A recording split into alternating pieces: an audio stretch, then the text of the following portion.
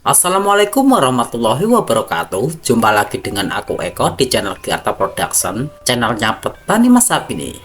Di kesempatan kali ini, yuk kita sama-sama belajar mengenai pupuk daun.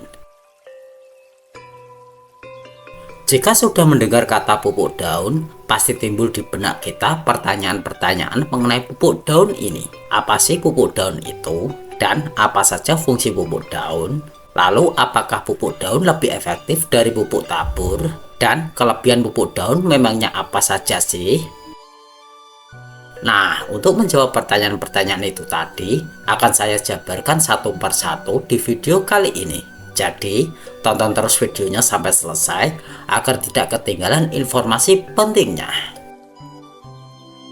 Pengumuman kanggo dulur tani kabeh, dalam rangka menuju 30.000 subscriber, kami akan mengadakan giveaway bibit padi unggul Inpari 32 sebanyak 15 kg untuk 3 orang pemenang. Kalau kamu ingin mengikuti giveaway dari kami, caranya sangat mudah sekali. Cukup like video ini dan subscribe channel Giarta Production, lalu bagikan video ini ke teman-teman petani yang lain, serta komen sebanyak-banyaknya di video ini. Pengumuman pemenang akan aku umumkan setelah channel ini sudah mencapai 30.000 subscriber. Pastikanlah kamu yang menjadi pemenang giveaway dari kami. Kita mulai pembahasannya dengan pertanyaan, apa sih pupuk daun itu? Nah, pupuk daun adalah pupuk yang mengandung unsur hara yang dibutuhkan oleh tanaman yang diberikan dengan cara disemprotkan pada daun tanaman. Penyemprotan ini diarahkan pada bagian daun atau permukaan bawah. Pupuk daun selain memiliki kandungan hara yang lengkap, ia juga harus mudah larut dalam air. Bisa juga dikatakan pupuk daun adalah pupuk tanaman yang diberikan melalui daun. Lalu, apa sih fungsi pupuk daun itu? Nah, fungsi pupuk daun adalah memberi asupan hara kepada tanaman supaya lebih cepat dimanfaatkan oleh tanaman. Karena daun merupakan bagian dari tanaman yang bisa menyerap unsur hara ya sahabat, pemberian unsur hara melalui daun akan memotong proses transportasi haranya menjadi lebih cepat. Lalu ada pertanyaan lagi, apakah pupuk daun itu lebih efektif dari pupuk tabur? Sejauh ini, pemberian pupuk melalui daun bisa memberikan pertumbuhan atau perkembangan tanaman yang lebih efektif. Tidak ada perdebatan mengenai hal tersebut, asalkan jenis dan langkah teknisnya benar dan sesuai prosedur ya sahabat. Menurut data dari berbagai riset yang berhasil saya himpun, rata-rata pemberian pupuk daun memberikan hasil yang cukup baik. Dan sekarang produk pupuk untuk daun banyak jenis produknya, misalnya Gromor atau Gandasil D dan B. Nanti kita akan lihat sedikit lebih jauh mengenai kedua pupuk tersebut ya sahabat. Pupuk foliar ini kebanyakan tersusun dengan komposisi pupuk majemuk. Artinya, dalam pupuk tersebut terkandung berbagai unsur hara makro dan mikro yang dibutuhkan oleh tanaman.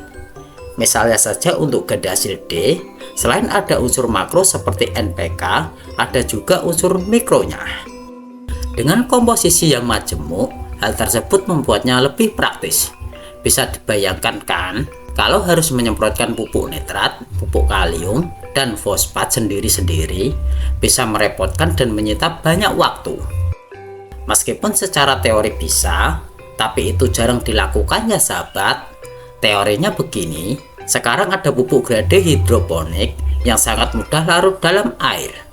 Misalnya Kalinitra, MKP, Liberal BMX, dan lain sebagainya. Pupuk grade hidroponik rata-rata memiliki kelarutan yang tinggi dan banyak tersedia dalam komposisi pupuk tunggal, seperti yang saya contohkan tadi. Kalau pupuk tersebut kita pakai buat pupuk daun, sebenarnya sih bisa. Tapi kalau pupuk harus diberikan sendiri-sendiri, maka menjadi tidak efektif. Pertama, jika dipaksakan untuk disemprotkan pada hari yang sama, akan banyak pupuk yang terbuang karena daun terlalu kebasahan. Yang kedua, jika pemberian diberi jeda sampai penyemprotan pertama kering, maka biaya tenaga kerjanya akan menjadi berlipat. Nah, seperti itu kira-kira ilustrasinya. Paham kan? Kalau belum paham, bisa diulangi lagi videonya. kecuali penyemprotan dilakukan untuk menanggulangi kekurangan tanaman oleh unsur tertentu saja, misalnya kekurangan unsur kalium, maka bisa menyemprot kali nitra, kalsinit, dan lain sebagainya. Karena pupuk daun disemprotkan, maka pupuk harus memiliki sifat yang mudah larut dalam air dan tingkat kelarutannya harus tinggi. Oleh sebab itu, tidak semua pupuk bisa dan cocok untuk dijadikan sebagai pupuk daun ya sahabat. Karena spesifikasi pupuk yang tinggi, membuat pupuk ini menjadi sedikit lebih mahal. Tapi memang banyak riset-riset yang menyatakan bahwa penggunaan pupuk daun bisa membuat produktivitas tanaman menjadi lebih tinggi.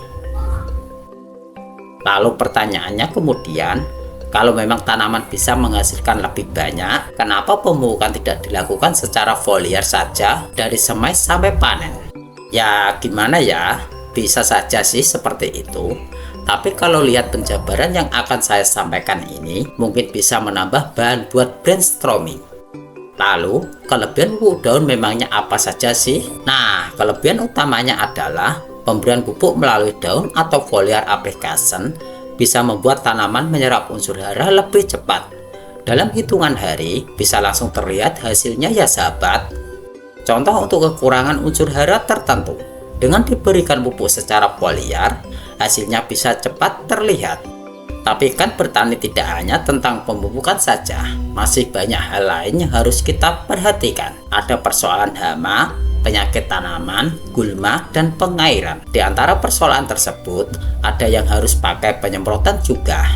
Jika pupuk diberikan secara foliar sepenuhnya, maka hari-hari kita akan habis menggendong alat semprot saja kan? Ya lempoh bro. Kenapa? Karena pemberian pupuk daun pada tanaman punya kelemahan atau kekurangan sendiri. Nah, ini beberapa kekurangan pemupukan melalui pupuk daun.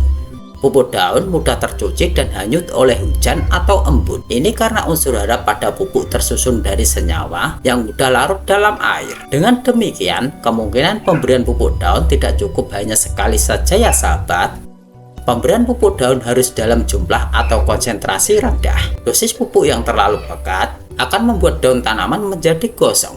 Ketika gosong, kemudian tanaman akan jadi lambat pertumbuhannya. Pemberian atau pengaplikasian yang lebih sering ini pasti, karena pupuk diberikan dalam konsentrasi rendah. Selain itu, tidak ada cadangan atau sisa unsur hara yang bisa dimanfaatkan dalam waktu yang lebih lama. Ketika pupuk yang ada pada daun mengering, maka sebatas itu saja pupuk bisa termanfaatkan oleh tanaman kita ya sahabat. Dan menurutku lebih boros. Ini tergantung teknik dan pengalaman saja sih. Kita mungkin tidak menghitung berapa persen percikan sprayer yang terbang oleh angin yang jatuh ke tanah dan tetesan pupuk yang sudah jenuh di permukaan daun dan akhirnya menetes ke tanah. Angin yang kencang akan membuat pupuk menjadi lebih cepat kering. Kenapa tidak pakai pupuk akar dengan metode disebar saja? Nah, meskipun ada kelemahannya, kalau kita sudah terbiasa, kita bisa mendapatkan keuntungan dari penggunaan pupuk daun ini ya sahabat.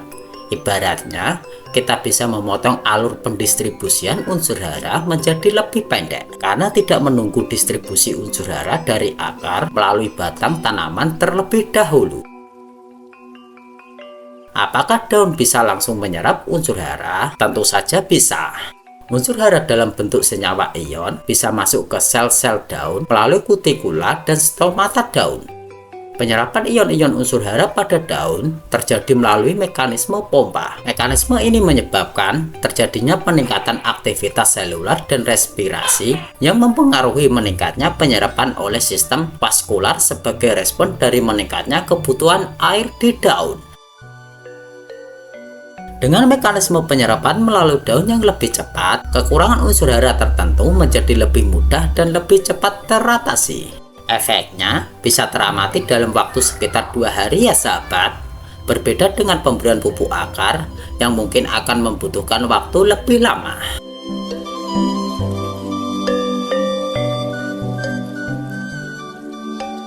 Nah, itu tadi ya informasi yang bisa saya bagikan hari ini. Semoga video kali ini bermanfaat untuk sobat petani semua. Aku Eko, terima kasih sudah menonton hingga akhir. Dan salam sukses petani Indonesia.